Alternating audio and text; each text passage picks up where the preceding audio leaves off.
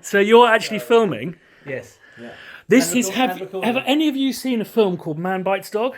No. It's a fly-on-the-wall documentary of a serial killer going around killing lots of people. Obviously, it's done as if it's real, but then there's this moment when they run into another serial killer and he's got a camera crew as well. How you doing? You all right? I'm all right. Excellent. Thank you so much. Welcome back. Hi, how you doing? So, got a lovely room. Dorset Square Hotel always sorting me out very nicely. Just going to clear a little bit of room and set up my mini writing rig because I've got a lot of work to do on this thriller tomorrow morning. So, a couple of things. I have done a take 2 on this X key thing. Now, I have to say, basically, if you're going to buy this keyboard and use it as a portable keyboard, you've got to buy this case because they're really, really fragile. Now, I've been using it and it's good, it's full size. I'm not entirely sure if it's funny, the octave up and down, I don't know why it's really unintuitive that it's a up and down button. I still find the velocity stuff kind of fairly arbitrary, and it's got a fair amount of travel. And what I'm having to sacrifice by carrying this around to protect these fragile keys that break off, I'm not so sure. The other real gripe I have, Apple, what are you doing to us, is basically this is the breakout cable for the sustain pedal, which is fantastic. So I just carry one of these around with me now. But this doesn't sit flush here. I don't know if you can see that, but basically it's really wobbly, which is just a bit disconcerting really, because to me it doesn't feel like that's going to have much of a lifetime.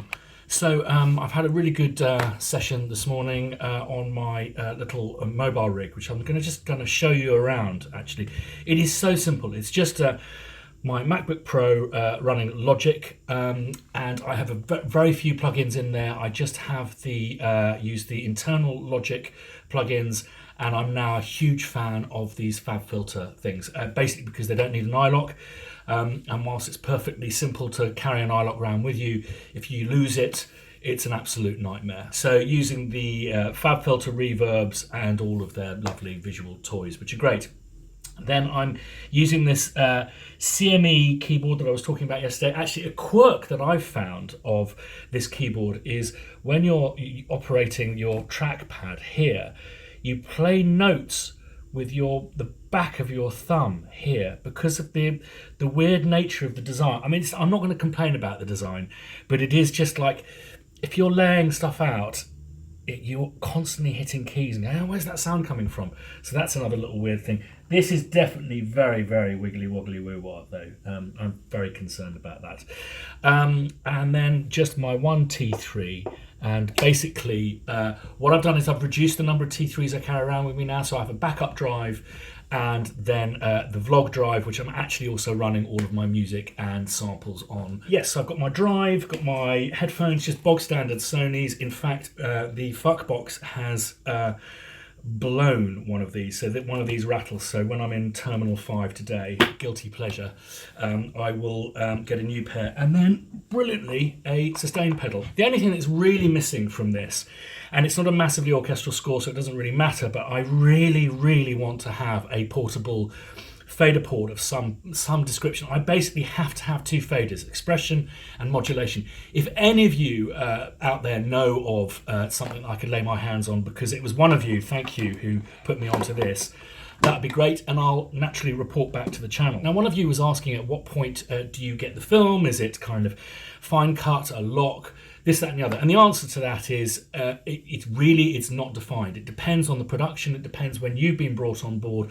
I've literally written the theme suite ideas to a script that I was given. I've gone and watched them shoot some stuff, then come up with some ideas that they can cut to. Now, this is the way I really, really prefer it. I think more than any other way is to basically come up with the goods of a little kind of toolkit of stuff that they can cut to. Is by far my preferred method.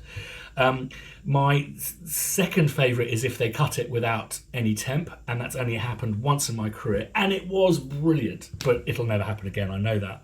The second is when they temp it badly with other people's stuff.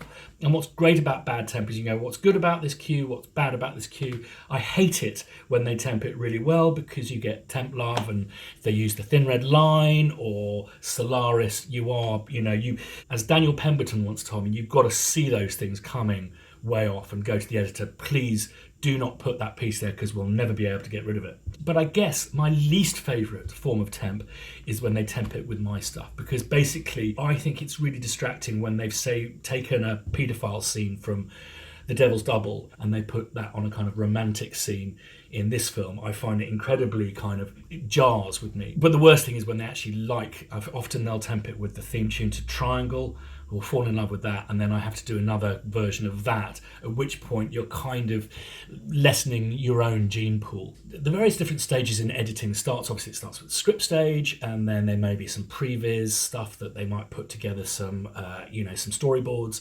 Then they go and shoot the film. Whilst they're shooting the film, they'll create rushes, which will be bits of scenes, individual duplicate versions of shots where they kind of pick which takes they want to work with. That. From there, the editor, slowly as production starts moving on, will construct assemblies, which will be entire scenes. And often what you'll get as a composer is they'll send you some assemblies and it'll be all the office scenes. Say, for example, in this series, there's loads of scenes in this particular office, and I got to look at very early on scenes that were across all 3 episodes, the full kind of narrative arc. Now, the reason they give you assemblies is they might want you to kind of start throwing up some ideas against them, maybe suggest some good temp stuff, some stuff that you've done in the past, God forbid, that you can suggest for temp. Then you'll start getting rough cuts, and this is the point they might start wanting you to really start kind of coming up with some themes and suggesting what the score's going to sound like.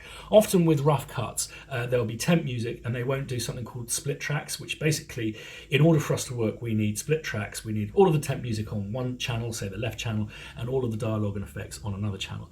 Often with rough cuts, they just be sending them out to different departments quickly at the end of a week and won't have time to do that. So it's a great opportunity to work very loosely, without dialogue, without having to knit around the cuts, the dialogue, all of that kind of stuff. You're staying in a compositional mode, concentrating on the sounds, the sound world that you're creating, that kind of stuff. When you start getting fine cuts, they're basically expecting to start working with you on the score, at which point, at some point, you'll do a spotting session.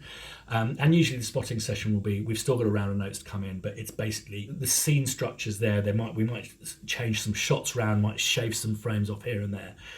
So that you'll start working to a fine cut. Now, I would still advise strongly for you to move through quickly and not get too bogged down in hitting cuts and carving your way around dialogue. You must reassure people that naturally that is going to occur at some point, but at the moment you're just working loosely. There's 3 things you need to do. You need to sign off on the thematic material, sign off on the sounds that you're going to use, and that's kind of important because with these tight budgets and tight schedules, you're needing to kind of go, I'm going to need a cello quartet, so we need to book those in 2 weeks' time. But also, I think you need to get a sense of how the music's going to create the narrative and the kind of thematic arc. And I think it's so easy to get bogged down in 1M01 and work like a kind of graphic designer, really honing. I'd really advise against doing that, because when the final cut comes in, you'll see that they've changed it all around, and it's literally heartbreaking, demoralizing for yourself. And I think I remember David Arnold saying it's never as good the second time when you've been that forensic with hitting all the cuts and stuff. So that's when I get into creating crazy tempo maps and making it, really crafting it around the picture. And that's when the kind of composer with the cloak has left the room and the carpenter kind of comes into play. And then you basically, I would recommend moving through passes. The best way to not get people to focus too heavily on one scene or one cue is to kind of send them a couple of cues, for them to give you notes on those, and for you to resend them another couple of cues. Basically what will happen is they'll start obsessing about those 2 cues. and getting them right, and you'll start obsessing over the fact that you haven't moved on to 1M03, you haven't even thought of 1M11. By moving through, people will often go, I really hate this cue, I don't think we've nailed this at all, but in 1M11 you've done something really interesting, I think you should pull that idea back to that. So I move through in a series of passes. I guess the most nerve-wracking part of this process is your initial submission. And I used to be very attached to themes and be worried that they didn't like the themes. In fact, I've learned over 20 years that themes can occur, the best theme you've ever written can occur in a second. So it's not like, oh God, that took me a week to come up with, it'll take another week to come up with a better idea. I remember working on Lost in Austin, and I think we were on version 23 on the main titles theme. And then one just literally vomited out of my hands. And it wasn't because I'd been given a really great lead or a great note. It just happened one day. So I don't stress about themes. What I do stress about, particularly on something like this, is when you've really worked hard to create a world and you've come up with a concept that you think is really strong. And I guess my ego was attached to that, and I would be mortified if they go, no, we just want strings and piano. So that was a nerve-wracking point for me. Now, when notes come in, again, this is just something with experience, but these are not your children. You know, you can just chuck out your favourite bit, save it for an album. Look at what John Adams did with Chairman Dances. Arguably, his greatest orchestral piece is something, an offcut from Nixon in China. So it's just really important to be, I think, to go into head of department mode, to be delivering a finely crafted score. And I really actually get excited for notes, particularly if I'm working with someone who understands the process, isn't freaking out, just knows that we'll move through and we'll get to the end, and can trust that I will take on the notes and do every single note. And if I don't agree with it, I will say I'll give it a go, but I'm not sure if that's the way to go, or I've given it a go, I'm a bit worried about this and I wonder if we should maybe look at the original way we looked at it, whatever. Just being honest, it's all about communication. But I look forward to these notes because I think over the years you get really good at doing them. And I remember watching Dario Marianelli working on Atonement. It was amazing how quickly he could reconform cues to new cuts. Someone asked me a fascinating question about a difference that I pointed out in a previous film about social interaction in America versus social interaction over here, specifically collaborative communication. Now, unfortunately, this video is overrunning massively, so I'm going to have to split this into two. It's going to be a busy week.